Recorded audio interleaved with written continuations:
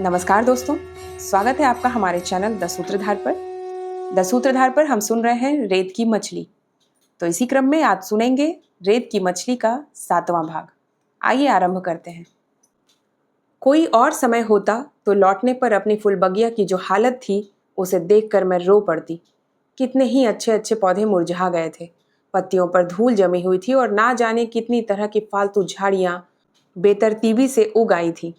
सच कहूं तो मेरे मन की स्थिति भी लगभग ऐसी ही थी। फूलबगिया को देखकर मुझे लगा कि वह आईने में मेरा अपना रूप है। फूलबगिया में अगर सबसे सुखी कोई था तो वह थी निरंतर बढ़ती जाती वही कांटेदार जंगली लतर। लतर को देखकर मेरे आहत मन की यातना और गहरी हो आई। वह लतर जैसे मेरी नियति पर व्यंग कर रही हो। वह इतनी अधिक फैल गई थी कि कई पौधों को उसने ढक लिया था। सारी वाटिका धूल भरी, उदास, उजड़ी उजड़ी और अस्त व्यस्त सी लग रही थी। घर की हालत भी उससे अच्छी नहीं थी।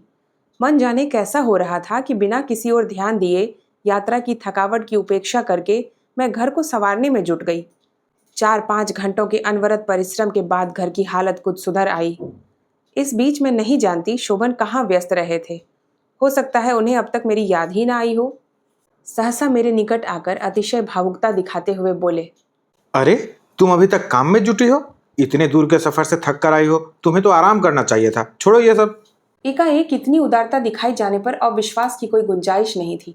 मैंने जल्दी जल्दी नहाकर कपड़े बदले। शोभन इस सब का इंतजार ही कर रहे थे। बोले, आओ, मेरे साथ ऊपर बैठेंगे, नीले कमरे में। नीले कमरे में अभी मैं बैठी ही थी कि शोभन ने बड़े प्यार से एक हाथ मेरे कंधे पर रखते हुए कहा, लो कुंतल, तुम्हें एक पत्र दिखाऊं। यह कोरा पत्र ही नहीं है, यह एक लंबी कविता है। था वह पत्र ही, मीनल के नाम लिखा हुआ। शोभन का भावातुर पत्र। सचमुच ही वह पत्र नहीं, कविता थी, जिसमें संवेदनाओं की गर्माहट थी, लेकिन वह गर्माहट जिससे मेरी शिराओं में जलता हुआ सा कुछ दौड़ गया। शोभन कह रहे थे, यह मीनल को लिखा है मैंने, लेकिन मैं इसे छपवाऊंगा। कभी कभी लगता है कुंतल, जैसे भावनाओं का एक समूचा हिमालय है, जिसे मैं एक छोटी सी गाड़ी में, या यूं कहूं कि ठेले पर ढोने की कोशिश कर रहा हूं। सहसा वो उछल पड़े। सुनो कुंतल, मेरी अगली किताब का यह नाम कैसा रहेगा? संवेदनाओं का हिमालय। उसमें मैं वो लेख भी छपवाऊंगा जिसमें मेरी भोली और बड़े मन वाली कुंतलिया है। मैं बोली कुछ नहीं। सच्चाई की परतें अब मुझसे उतनी छुपी हुई नहीं थी। शोभन भले ही लिख रहे होंगे एक किताब, लेकिन एक और किताब बड़े अदृश्य तरीके से लिखी जा रही थी। नियति की, मेरी अपनी नियति की किताब। जैसे फुलबगिया में वह जंगली लतर अनायास उठ रही थी और फूल रही थी, उसी तरह मेरी नियति की यह किताब बड़े चुपचाप लेकिन बहुत ही स्थिर गति से लिखी जा रही थी। हो सकता है मेरे मन की बात शोभन ने पहचान ली हो, लेकिन फिर भी उस समय उन्होंने जाहिर कुछ होने नहीं दिया। बड़े प्रेम से मुझसे बोले, दो चार शब्द तुम भी लिख दो कुंतल, मीनल को बड़ा अच्छा लगेगा, बल्कि वह बहुत प्रसन्न होगी। उन्होंने कई बार आग्रह किया कि मैं पत्र लिख दूं। हार कर मैंने कहा, लिख दूंगी। लिख दूंगी नहीं, अभी लिख दो ना कुंतल। मैं या बल्कि हम दोनों शाम को घूमने चलेंगे तो यह पत्र स्टेशन पर डाल देंगे। शोभन ने समझाया। शोभन की बात बहुत अच्छी नहीं लगी। फिर भी मैंने सोचा कि अब वह पत्र लिखे बिना उपाय नहीं है। पत्र तक शब्द कैसे उतरे मैं नहीं जानती। जैसे तैसे करके वह पूरा हुआ।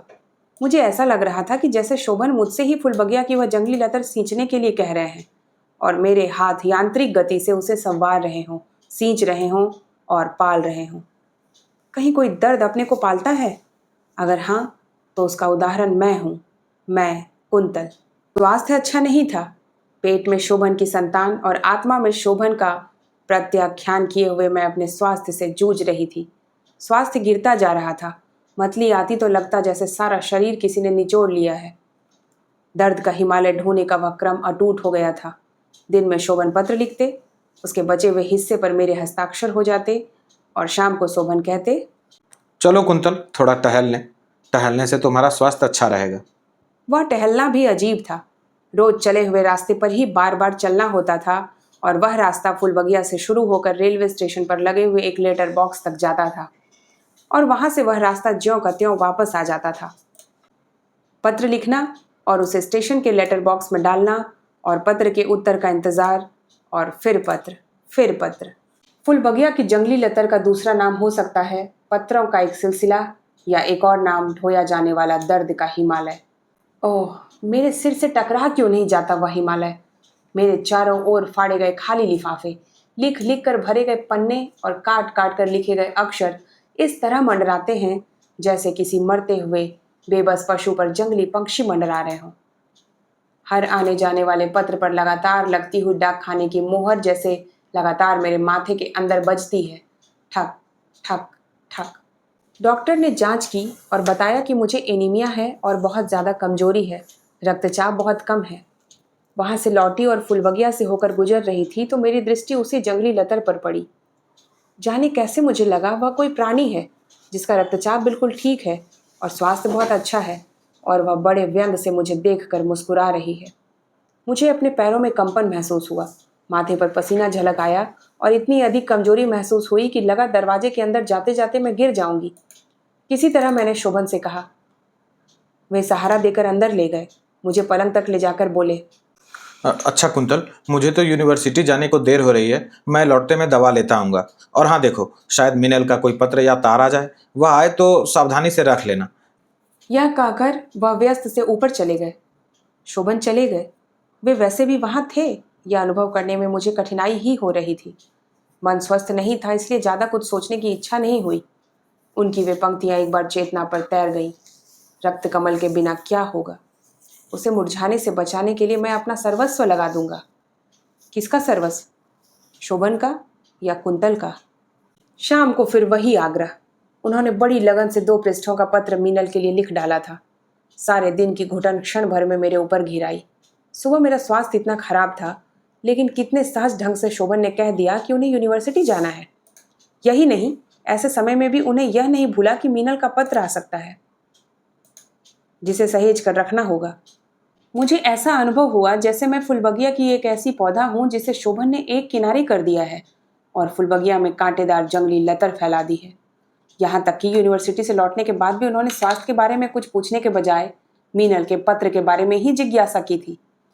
एक बात मन को और कचोटने लगी कि मेरे स्वास्थ्य के बारे में औपचारिक पूछताछ करने के बाद जब उन्हें पता चला कि मैं सारे दिन बेहोश जैसी पड़ी रही तो फौरन बोले, भाई यही तो तुम गलती करती हो। इस तरह तो और भी तबीयत खराब हो जाएगी।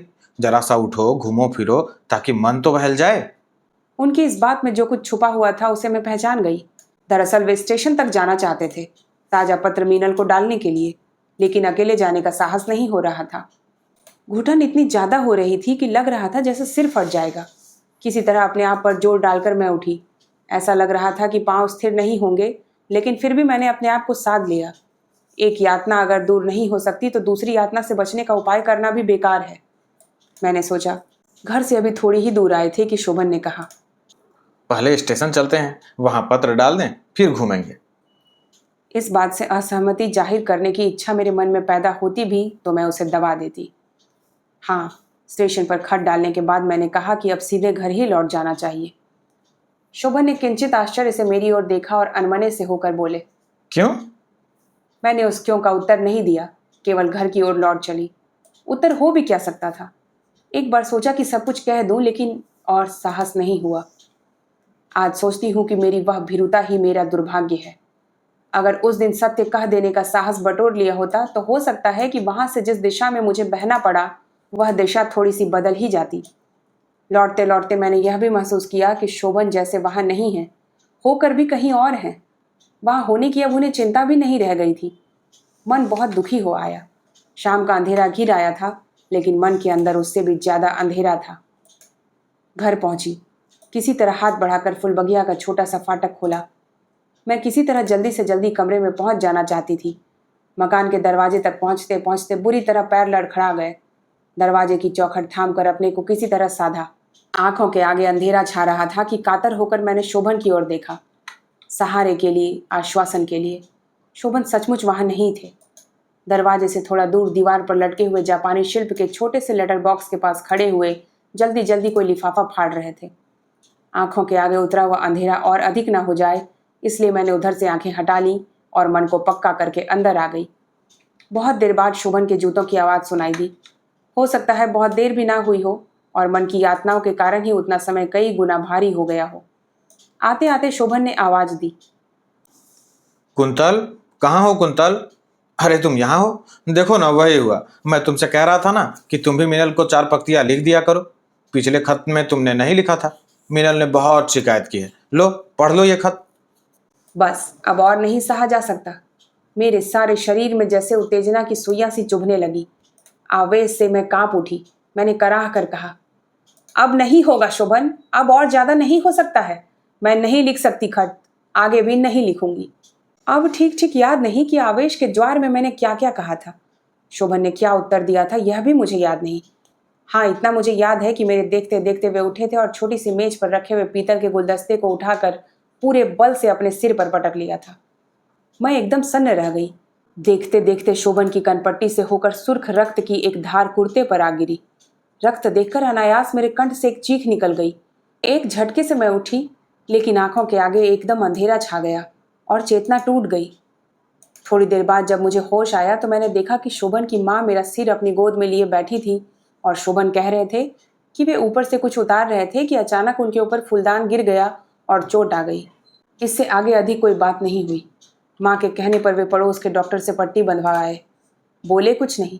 मेरे मन की जलन शांत हो गई थी, लेकिन कुछ भी बोलने की इच्छा नहीं हो रही थी। रात को मुझे बहुत तेज बुखार चढ़ाया। मन की जलन तन पर उतर आई। शोभन उतने अधिक असंपृक्त नहीं रह सके। चिंता व्यक्त करते हुए बोले, अब मैं डॉक्टर को बुला लाता हूँ। लेकिन मैंने उन्हें मना कर दिया। यातना के बाद और यातना बुलाने और सहने की इच्छा हो रही थी। लग रहा था तन तपे और खूब तपे, इतना तप जाए कि चारों ओर आग लग जाए, फिर आग में एक एक रोआ जलकर राख हो जाए। सुबह डॉक्टर आया। बुखार देखकर उसने गहरी चिंता जाहिर की। उसने कहा कि इनकी ऐसी हालत में तेज बुखार घातक ही होगा। ना चाहते हुए भी दवा ने बुखार को और अधिक बढ़ने से रोक दिया। लेकिन उस बुखार के रुक जाने से होता भी क्या। जिस दिन बुखार उतरा और मैंने पथ्य लिया, उसी दिन मीनल का पत्र आया और उसे पढ़कर शोभन के चेहरे का रंग उतर गया। उन्होंने आहिस्ता से वह पत्र मेरे नज़दीक रख दिया। मैं अपने को रोक नहीं सकी। पत्र उठाकर देखा। मीनल ने एक्सरे कराया था। चेस्ट स्पेशलिस्ट की रिपोर्ट थी कि उसके एक फेफड़े में तपेदिक का गहरा प्रभाव पड़ चुका है। उसे अब खांसी के बाद खून की उल्टियां भी होने लगी थी।